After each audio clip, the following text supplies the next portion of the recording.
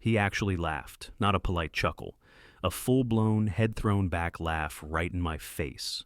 I was standing in Garrick's glass-walled corner office, holding a binder so thick my arm was cramping. 14 years of work. Algorithms, route optimizations, predictive load balancing. Everything I'd built that saved Allied Freight Systems millions. I'd organized it all, documented it clean, even highlighted the impact data. I said, "I'm asking for a 10% raise." That's all. Garrick leaned back in his leather chair, shaking his head like I'd asked him to hand over his house keys. "Brian," he said, still grinning, "you're just back office, man. Board doesn't even know your name." I didn't say anything, just stood there, binder in hand, watching him wipe his eyes like this was the funniest thing he'd heard all week. He added, "If you think you're hot stuff, go find out what you're worth elsewhere." And that was it. No discussion, no counter, no thanks for over a decade of bleeding for this place. Quick note, before we get into the next part, share which city or country you're watching from. I didn't storm out. I didn't make a scene. But something cracked inside me. Not pride. That was long gone. It was the last thread of belief that loyalty actually meant something. I walked out of that office with my face burning and my hands shaking. I passed the front desk where Christy wouldn't meet my eyes. Probably heard everything through the glass. Everyone did. Back in the tech wing, it was quiet as a tomb. Used to be 20 of us in this department. Now, it was just 3. Not because they downsized, because I'd built systems that did the work faster, cleaner, and without breaks. I sat down at my cubicle, dropped the binder on the desk like it weighed 50 pounds. I stared at the screen for a second, then my inbox pinged. Company newsletter, subject line, Allied Lands East Grove deal thanks to CEO's vision. I clicked it. There was Garrick's smug face, posing with a hard hat on a construction site, holding a tablet. The article went on about his revolutionary supply chain strategy, how his leadership drove efficiency, how East Grove was investing in the future of freight logistics. Every single quote, every win, every stat they bragged about was based on my work. My jaw clenched. My hand curled around the mouse so tight I heard it creak. The systems they were praising him for, I designed them. I built them. Alone, nights, weekends. And to him, I was just back office. I shut the newsletter and opened the bottom drawer of my desk, the one I kept locked. The key was always on my car ring. Never trusted anyone here enough to leave it open. Inside was a plain black notebook, beat to hell on the corners, pages dog-eared and stained from coffee and late nights. I flipped past the front sketches, past the sticky note tabs and highlighted deadlines. Then I stopped. Page 97. Personal project, Initor September 6th, 3:12 a.m. I remembered that night. At wife asleep upstairs. I was hunched at the kitchen table with a Red Bull and a half-dead laptop, building the framework for the system. Allied now swore was Garrick's vision. The diagrams were rough but clear, data pathways, dynamic routing logic. I'd even printed server logs showing when I first ran simulations, weeks before I ever pitched the idea in our Tuesday planning meeting. Everything was built on my time, my machines, my brain, and I never signed it over. Their standard contract was boilerplate. Anything made on their clock, on their tools, under their roof, that belonged to them. This didn't. I slid the notebook into my bag and logged into my voicemail. 19 saved messages. Most were junk, but number 14 had a name I hadn't heard in a while. "Hey Brian, Logan Thompson here, Redline Cargo, COO. We crossed paths at the Vegas Expo last year. Still remember your demo. We've been following what you did at Allied. Impressive stuff. Just wanted to say, if you're ever looking to make a move, the offer still stands. We value talent. Call me back anytime 6 months old." I stared at the phone for a second, Garrick's laugh still echoing in my skull. Then I hit call. He picked up on the second ring. "Logan Thompson. It's Brian Kirk, from Allied Brian, man. Been hoping you'd call." We talked for maybe 2 minutes before he said, "Let's do dinner tonight. You free?" I was. We met at a steakhouse downtown. Quiet, low lighting, real silverware. Not the usual chain place we took clients. He stood when I walked in, shook my hand like we were old friends. I ordered a bourbon, straight. Logan didn't waste time. "I'll be honest, We tried to reverse engineer what you built. Failed. Your system's airtight. I didn't respond. I just sipped. Let him talk. We want the mind behind it, he said. Not just the system. You, come run our logistics innovation team. Full leadership role. Build it your way. No interference. I raised an eyebrow. What's the offer? He smiled. Triple what you make now. Full benefits, stock options, and a budget to hire your own team. I didn't answer right away. My stomach was tight, not from nerves, from anger. All these years grinding for Garrick, fixing his messes, making him look like a genius. Logan leaned in a little. You're the real deal, Brian. We don't need figureheads. We need builders. The last time anyone said something like that to me was never. I nodded once. I want everything in writing, and I'm not burning my IP. I bring what's mine, clean. Of course, he said. We'll have legal clear it. We've done this before. Dinner lasted another hour, mostly logistics talk. API integrations, vendor optimization, predictive load timing. I didn't hold back. He didn't interrupt. He just listened like a guy who actually gave a damn. As I walked out into the night air, I knew what I was going to do. No anger left, just purpose. Garrick thought I was back office. He was about to find out what back office could really do. 2 weeks later, I walked into Garrick's office without knocking. He was on his laptop, half-eaten muffin on a napkin next to his phone, still playing the role, button-down shirt rolled at the sleeves, Bluetooth in one ear, pretending to be too busy to look up. I dropped the envelope on his desk. It landed with a soft thud, but it cut through the room like a gunshot. He kept typing. Give me a second, he muttered, eyes on the screen. I didn't move. I let the silence sit there until he finally sighed and reached for the envelope. His eyes scanned the first line. Then he froze. Redline cargo? I said nothing. He looked up like I'd punched him in the stomach. You're leaving? His voice cracked just a little. You serious with this? Effective 2 weeks from today. He set the paper down like it was toxic. We're in final negotiations with East Grove. You helped write that damn proposal. I nodded. I built the models, the numbers, the timeline, the projections, all of it. He leaned back, running a hand through his perfect hair. Let's talk about this. Maybe you want more money. We can work something out. I waited. Leadership, he offered, grasping. You want a title? A team? Say the word. My new offer is triple what I make here. Comes with stock, full leadership, and my own team. His jaw clenched. So this is about money? I tilted my head. You said everyone's replaceable. He didn't have a comeback. Just stared like he didn't recognize me. I turned to leave. Brian, he called out. I paused in the doorway. You're really doing this? Already done. Back at my desk, I didn't waste time. I opened my laptop, pulled up my documentation logs, and started printing. Everything I'd ever labeled personal project. I made sure it was clean, with dates, timestamps, email threads. I had everything. Emails from 2 years ago where I shared prototypes and wrote in plain text. Created on personal time. Let me know if the company wants to formalize use. Screenshots of folder paths showing the builds were done on my own machine. IP logs from my home server. Internal emails where my manager replied, cool stuff. Roll it out when you can. Nothing formal. No signed handoff. No contract changes. They used it because it worked, not because they had rights to it. That week, I rewrote the user manuals, line by line, made the system readable for whoever came next. I wasn't trying to screw the next guy, just make sure no one said I left them high and dry. Every morning, I walked in with my head up. Every night, I walked out knowing I was one day closer to being free. Garrick didn't talk to me much after that first day.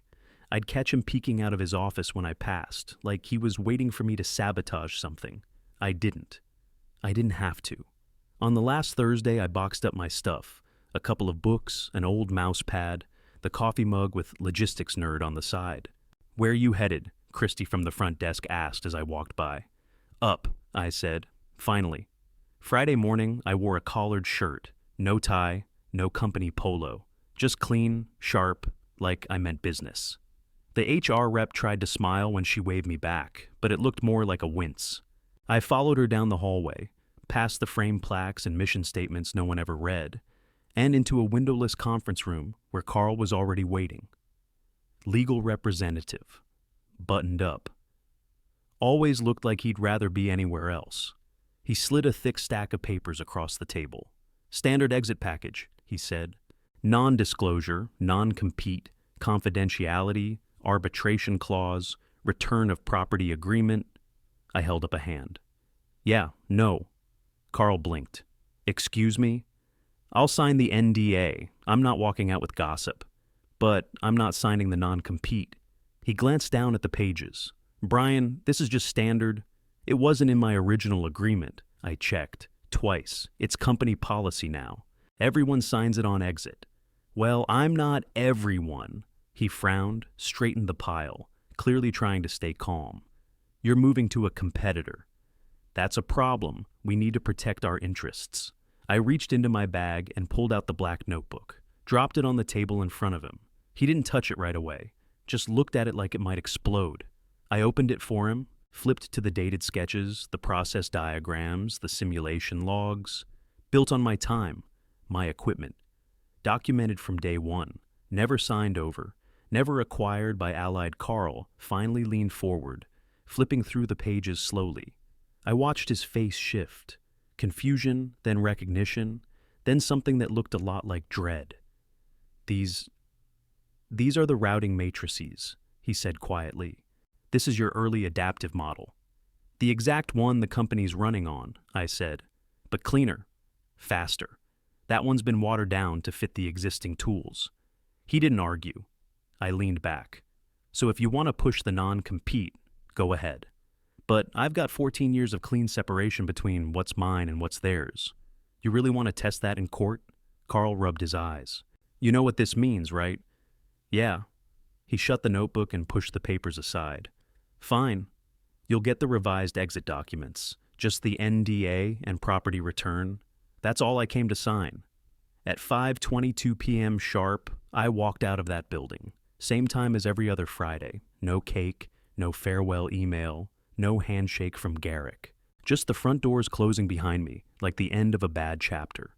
Monday morning, I parked outside Redline's headquarters. Sharp new build on the edge of town. All glass and steel and real momentum. Reception already had my badge waiting.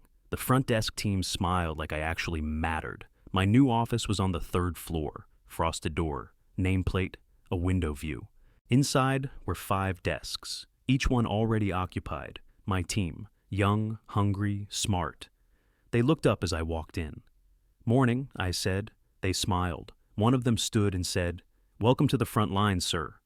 I dropped my bag, rolled up my sleeves and said, "All right, let's get to work." By the end of week 6, we went live. Redline flipped the switch on my system.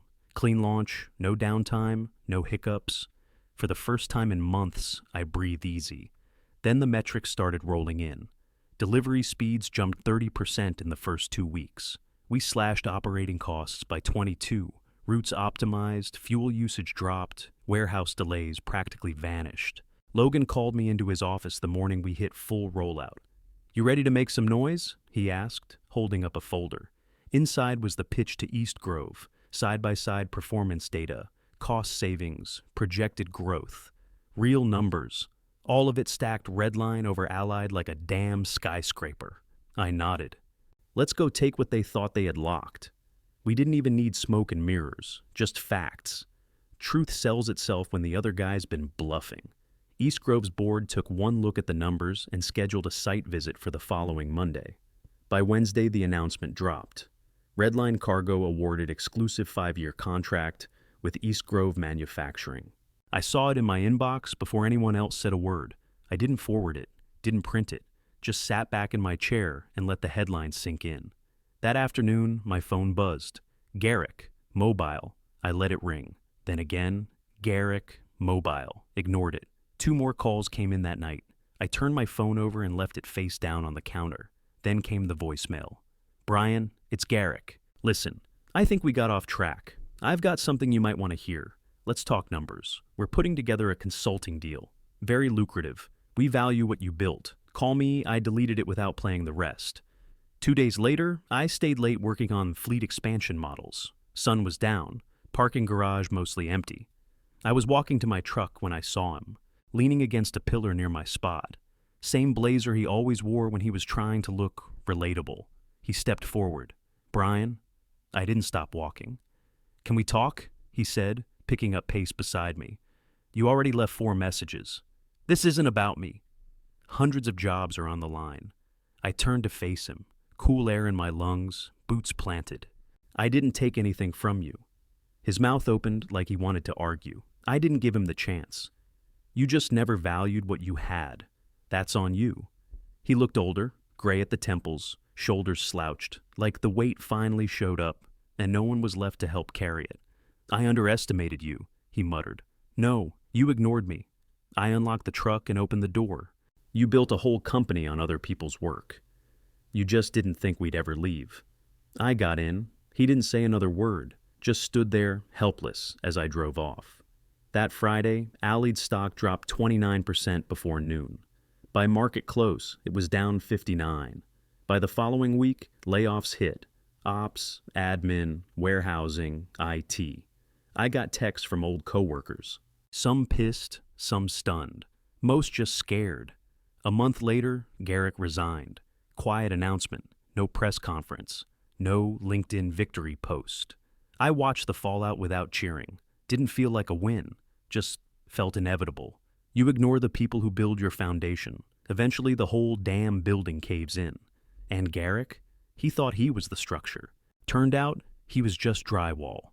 The court summons showed up 2 weeks after Garrick disappeared from the headlines. Allied Freight Systems versus Brian Kirk. Cause, theft of proprietary intellectual property. I didn't flinch, didn't panic. Just forwarded it to Redline's legal team and kept working.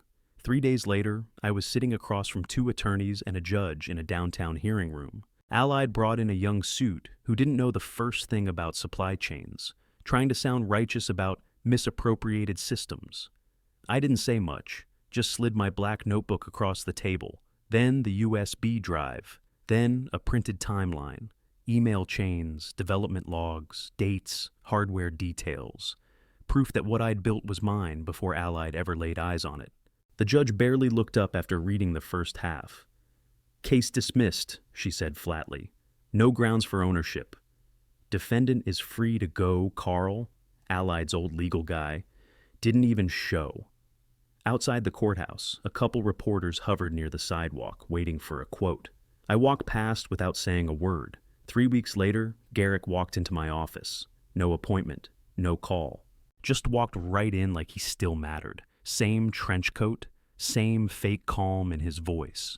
"You destroyed everything." I leaned back in my chair. "No, you did that." He opened his mouth, but I cut him off. "I just stopped letting you steal from me." His face crumpled for half a second, but he pulled it together quick. 200 people, Brian. You think they deserve this? You think I don't carry that?" I stood. "I know every one of those people gave more to that place than you ever did. You left them in the dark while you cashed the credit." He looked around the office like it was unfamiliar ground. It was. "You built nothing," I said. "You borrowed brilliance and called it yours. That kind of empire never lasts." He didn't argue. He just left. But the weight stayed. The layoffs weren't just headlines. They were real. Rent, groceries, kids in college. That night, I stayed late, lights off. Just my laptop glowing in the dark. I started building a spreadsheet. Names, departments, contact info for every Allied employee I'd ever worked with or supervised. Over 200 rows by the time I was done. Next morning, I walked into Logan's office and pitched it straight. "We bring them in, train the ones who need it, hire who we can, call it Operation Second Wind." He didn't blink. "Do it." We rolled it out within a week, started with 15 openings, posted them public, then targeted outreach. Emails, calls, LinkedIn messages. We didn't promise everyone a job, but we promised a shot. The story spread fast. A logistics blog picked it up. Then a local paper. Then a major industry mag ran a piece called "From Collapse to Comeback." Redline's unexpected lifeline. Clients noticed, vendors noticed. Our inbox blew up with new contract inquiries. Redline's name started trending in circles we hadn't even touched before. We weren't just another freight company anymore. We were the ones who gave people a second chance, and the ones who proved that real innovation isn't just what you build, it's who you build it with. I didn't need to prove it again. She already knew where the lines were drawn. You were the architect of the whole system, Brian. Doesn't matter where you built it, they used it. You knew what would happen when you walked. I knew Garrick would choke without a net, I said. But I didn't expect him to take 200 people down with him. She looked up. You got yours. The rest of us? We're screwed. That one stung, more than I expected. I never wanted this to happen to you, or to any of them, I said. I just stopped letting myself get stepped on. She finally sat, quiet now, tired. I leaned forward. Come consult with us. We're rebuilding. I need people who know the real pain points. You've got insight no one here does. Marla hesitated. You think I'd cross over, after everything? I think you care about the work and the people. That's what I need. She didn't give me an answer, just closed the notebook and stood. I'll think about it. A few days passed. I didn't follow up. I figured she needed time. In the meantime, I got back into the spreadsheet I'd built, the one with all the old Allied names. It had over 200 now. I added tabs, roles, skill sets, experience levels, even location filters for remote versus in-office. I flagged anyone close to retirement for part-time advisory gigs, flexible hours, whatever we could make work. Then I brought it to Logan. He scrolled through it in silence for almost a full minute.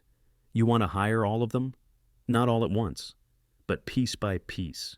Build a pipeline, training, placements, even just gigs for people who need a soft landing. These are people who made Allied work. I know what they're capable of. He didn't hesitate. Greenlight it. That same afternoon, Marla came back. I'm in, she said. Consulting? She shook her head. I want to help run this thing. We onboarded her as Director of Customer Experience the following week. I didn't need to train her. She knew more about handling freight partners and frontline staff than anyone in the building. Word spread.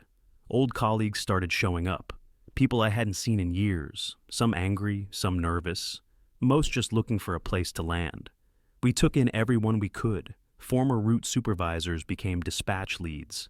Ex-techs jumped into system support. One of the guys from our old Chicago branch, pushing 65, started training junior hires 3 mornings a week and swore it gave him a reason to get out of bed again.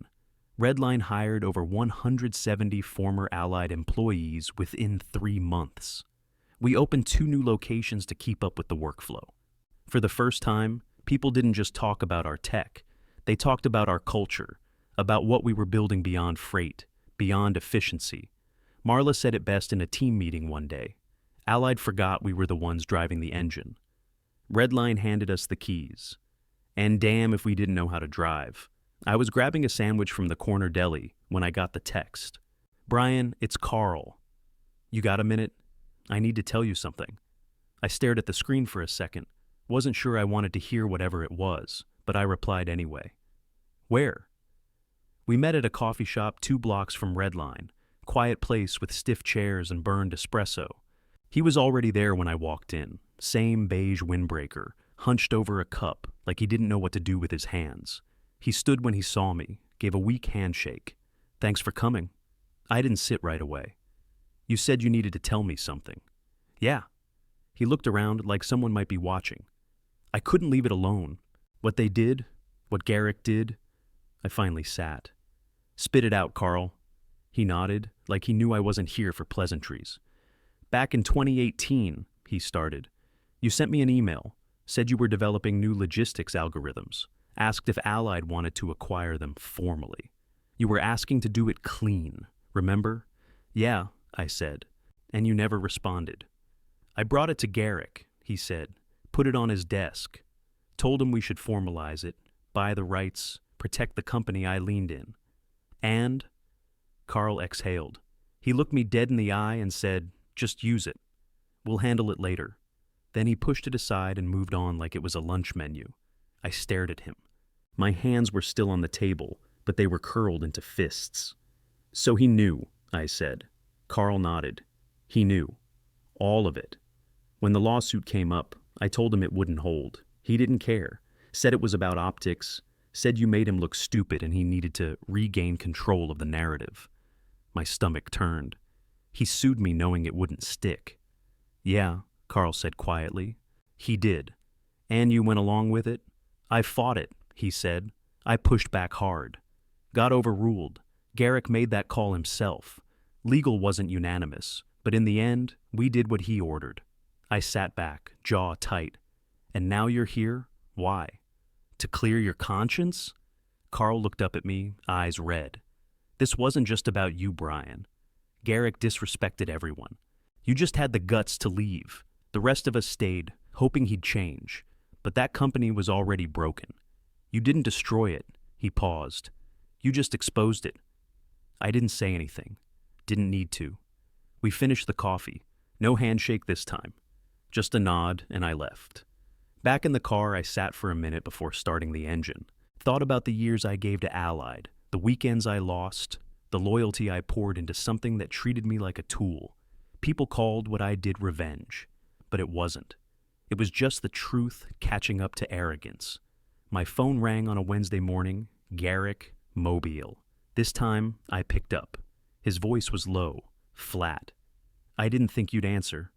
I almost didn't, I said. Long pause on his end. Then, I never thought you'd actually leave.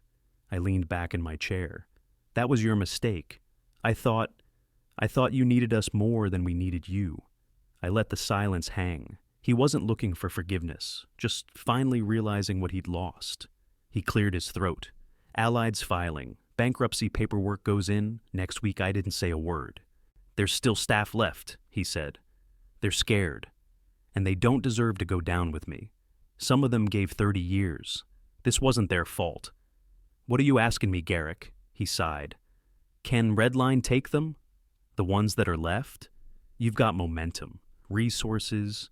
You've already hired so many. Just finish it. Give them somewhere to land. I didn't answer him then. Just said I'd think about it and hung up. That afternoon, I walked into Logan's office, closed the door behind me. He looked up from his laptop. This about Allied?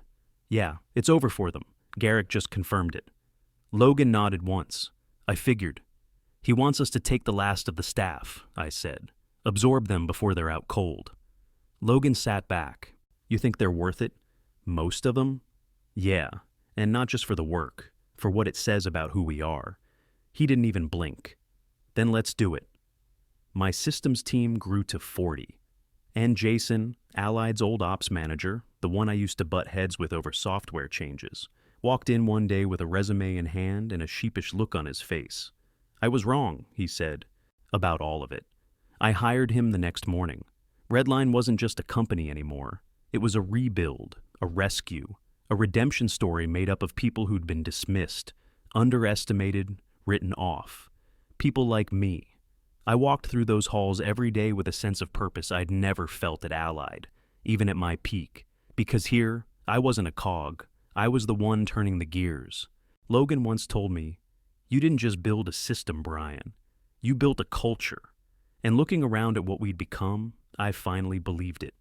1 year to the day after I walked out of Allied, I stood under stage lights, holding a glass plaque engraved with my name, National Supply Chain Innovator Award. I looked out at the crowd, rows of industry execs, engineers, analysts. Some I knew, most I didn't. They clapped like I'd cured something. I adjusted the mic. Innovation isn't just software or systems, I said. It's how you treat people, how you listen to the ones doing the hard work, how you protect the people building the future under your roof. Silence, then applause. I stepped off the stage into the reception area, grabbing a water bottle from the snack table just to keep my hands busy. Nerves don't stop just because you win. A young woman in a navy blazer stepped in front of me. Early 20s, nervous smile, folder clutched to her chest like a life jacket. I'm Tessa, she said, logistics engineer. First job, I followed your story, the Allied stuff. Redline. All of it, I nodded. Nice to meet you, Tessa. She glanced down, then back up. How'd you know when to finally walk away? I didn't even think. Too late. She blinked. Too late? I nodded. Don't make that mistake. If they don't value you, leave before they bleed you dry. She clutched her folder a little tighter. Yeah, I think I needed to hear that. She thanked me, then melted back into the crowd. A few minutes later, while grabbing my coat, I saw him. Standing near the back, hands in his pockets, suit wrinkled at the collar. Garrick.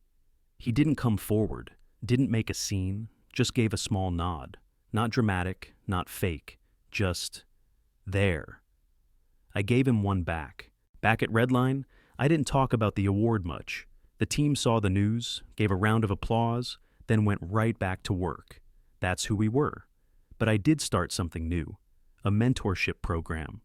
Quiet, low pressure, one-on-one, focused on young professionals, teaching them how to protect their work, read their contracts, speak up early, walk when they need to. It wasn't flashy, but it mattered. Above my desk, I kept one framed article. Allied's Fall, a case of talent lost. Taped to the corner was a yellow post-it. The handwriting was tight, familiar. You were never back office. Gee, I never replied. Some things don't need a response.